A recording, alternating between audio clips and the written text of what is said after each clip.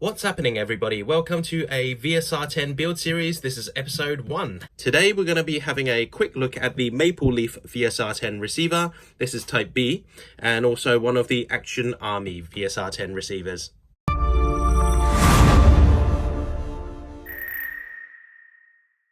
So we're going to get right into it. The first receiver we're going to be taking a look at is the Maple Leaf VSR-10 receiver. Type B. This is the packaging it comes in, has a little piece of paper here as well and some instructions. I'll show you that in a second, but let's have a look at the receiver itself. If you're doing a VSR-10 build, sometimes it would be nice to spend your money on the parts that matter and save all your money on the parts that don't matter.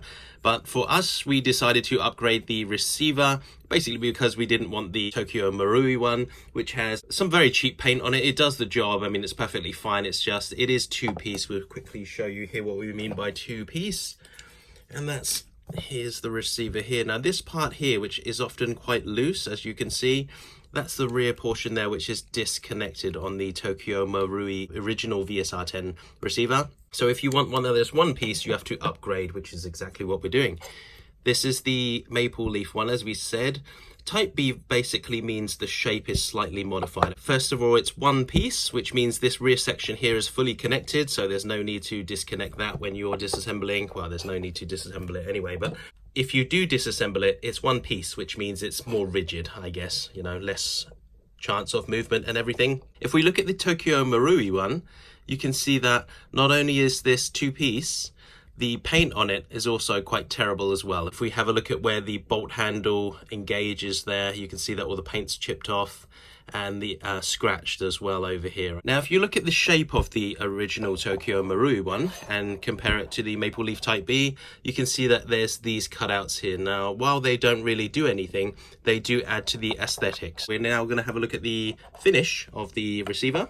As you can see, the finish is very nice. I believe this is a type of anodizing, and it's very, very tough. We actually went at it with a piece of sandpaper here, I think it was 1500 grit sandpaper, for a very long time, just to see how tough the coating was, and it is indeed very, very tough. We barely took it away there. The color of the finish is kind of glittery charcoal gray. The color is very pleasing, except if you match it up to any other parts you have. Say if you were going with a PDI made barrel, they usually have a very matte black color. It may not match up completely 100%, but that's the least of your worries. At least you're getting a better receiver. For those of you that are very obsessive about the matching colors, this may be something to note.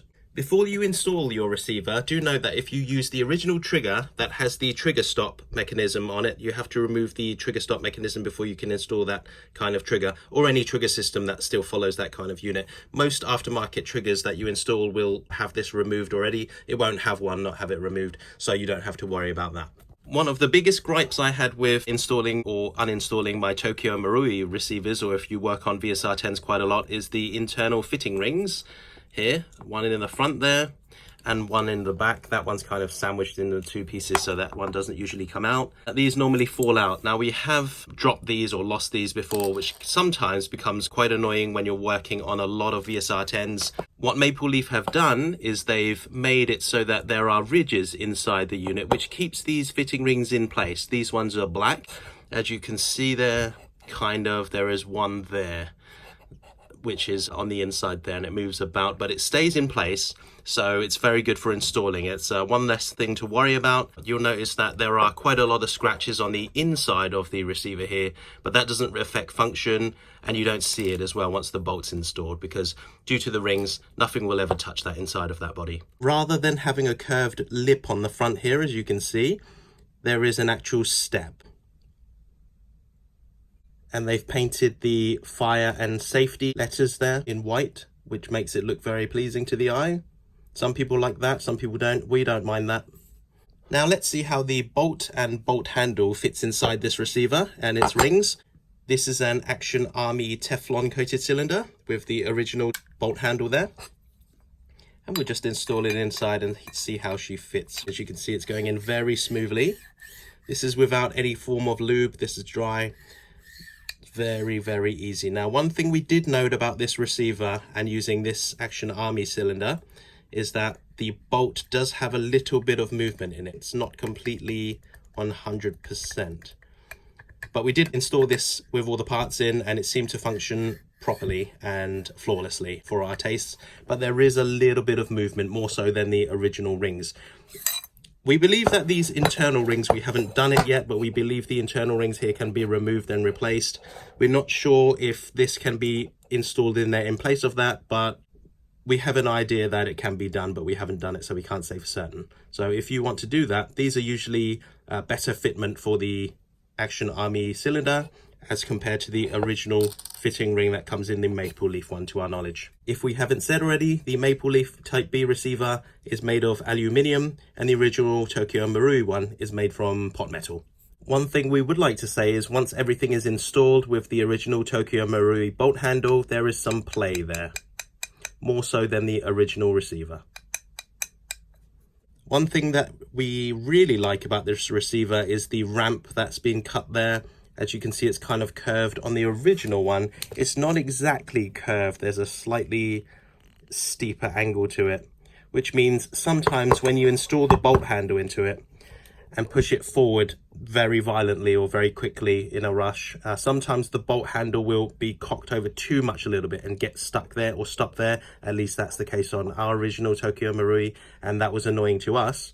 But as we've noticed on this receiver, where they've cut the sloped angle there, if that does happen and it comes forward just slightly over, it will hit that and guide in ever so slightly. It helps slightly in doing that. We're now going to have a look at the Action Army VSR-10 receiver. We got the right hand model in black. They do it in left hand models in black and silver, and right hand models in black and silver as well.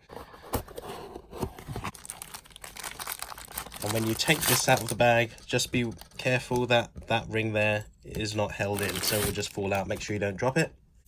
And here is the receiver in question. So this is the Action Army CNC'd one-piece receiver. As you can see, the color of the Action Army receiver in black is very matte. We placed this with some PDI parts, and the anodizing on their matte black finish was very close to the finish on this Action Army. This one was very slightly shinier, or more reflective, so to speak, but it is very closely matched, more so than the maple leaf one, which kind of comes out as almost a glittery charcoal, as we said. If we put them together there, you can kind of see the differences. Not a big thing, just something you need to know depending on how you feel about matching colors. So as you can see here, it is a very special shape. Now these receivers are solid. They feel very, very nice, and they are just made from a very nice material. Please be aware that the end of these receivers may be very, very sharp when you're installing them, so don't put any force on that part. It might cut you. The biggest difference we'd say is not only the shape, but also the ejection port there. As you can see, the original one follows the VSR-10 ejection port very closely, where it is a huge window there, cut almost all the way through in a semicircle, whereas this one is only a small window on this side. That could serve two purposes. Number one, it looks very nice and is very kind of special in a sense. And number two, because the window is smaller and you're playing airsoft in a very dirty environment, this will act in keeping out the dust or dirt or mud or anything. If it rains or anything, it would keep your cylinder slightly cleaner than if it was a giant window like that. The Action Army receiver doesn't have the retention part on the front, so this can fall out. Just be wary of that. Now, when we installed the Action Army cylinder in this, there was quite a bit of play, but that's not to worry. If you do find that your rings give you a lot of play, just take this one out and replace it with your Tokyo Marui VSR-10 original ring, and it'll be absolutely fine. It will tighten up the tolerances, and it seems to work perfectly for us. One very, very special feature of this receiver, the Action Army receiver, is that they've put steel inserts in the places you screw into on the bottom. One of the biggest fears when you're installing anything or doing a VSR build is stripping your receivers. Action Army has addressed this and inserted these steel sections so that you can just install and uninstall at will. And if ever you have the unlucky chance to strip one of these, all you do is pop those out, buy replacements, and pop them back in. This is a brilliant feature for us. Action Army has done a really good job at following the blueprints of the VSR-10 original receiver via this notch here. I believe this notch is, let me just check, on the original receiver as well. You can see that there's a little notch there. and that is to ensure that the bolt returns home completely and is as in a forward position as possible before you lower the lever down. And that will help with sealing to make sure your rifle is running as efficiently as possible. So if we put this bolt in here, slide it forward without the ring, and then we push this down, you can see that that little notch there actually keeps the bolt handle completely in the correct position. In fact, there's almost zero play. And we love this feature. So that was a quick overview of the two receivers. If we were to pick one, we would more than likely pick the Action Army one. It is one of our favorites. We couldn't really find any flaws with this receiver here. We would say maybe if we were to point out a flaw of the Maple Leaf receiver, it would be that the rings are fully installed in there, but they're not to tight tolerances. Obviously, for the bolt or cylinder that we're using, maybe your cylinder's slightly different diameter, we don't know. But for our sake, the semi-non-removable ring there, as we said earlier, may be slightly difficult to replace. And secondly, what Maple Leaf have done is try to widen this section here slightly because they don't know what bolt handle you're using. I know that Maple Leaf have their own bolt handle which comes down, but if I wanted to choose a different one, such as the original Tokyo Marui one, it would be too wide here. There's a lot of play in there in comparison to other receivers, even the original one. So I would put that down as a slight flaw. I do like the aesthetics of this though. It is very, very nice. As you can see, the cut on the side there, on the left side, is very, very nice. That shape just adds so much more dimension. We like it anyway. There's a couple of things we have to note about the Action Army receiver. These aren't really flaws, but just things you have to note. Now, if you're installing a rail on there, this is the Tokyo Marui original rail. If you install this on here, which goes about there, you would see that there would be a lip here or a cutout. Now that would be usually following the contour of the original type receiver, one that has a big ejection port there like that kind of. But because the ejection port is a different shape, it doesn't really go with the contour of this.